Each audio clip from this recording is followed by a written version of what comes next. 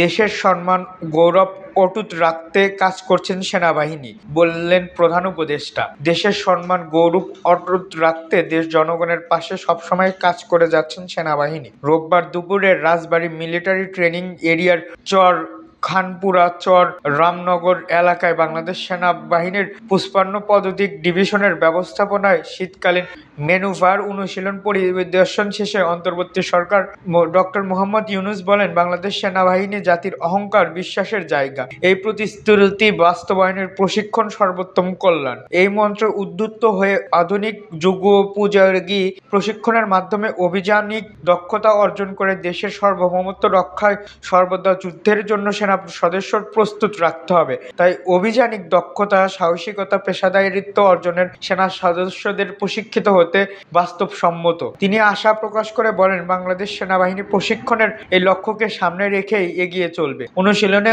অংশগ্রহণকারী সেনা সদস্যর দক্ষতা, উচ্চমানের প্রশিক্ষণ প্রশংসা করেন প্রধান উপদেষ্টা। এর আগে ঢাকার হেলিকপ্টারে রওনা হলে প্রধান উপদেষ্টা মোহাম্মদ ইউনূস ১২টা ৩৬ প্রধান উপদেষ্টার বহর করে হেলিকপ্টার কালুখালীর মিলিটারি ট্রেনিং এরিয়ার চর খাপুরায় হেলিপ্যাডে অনুশীলনস্থলে পৌঁছে ডক্টর মোহাম্মদ ইউনূস অভ্যর্থনা জানান সেনাবাহিনীর প্রধান জেনারেল ওয়াকারুজ্জামান, নৌবাহিনীর প্রধান অ্যাডমিরাল এম নাজমুল, বিমান বাহিনীর প্রধান air chief marshal Hasan Mahmud, জি-৫৫ পদাতিক ডিভিশন ও area commander Jessore area major Z Emdadul হক।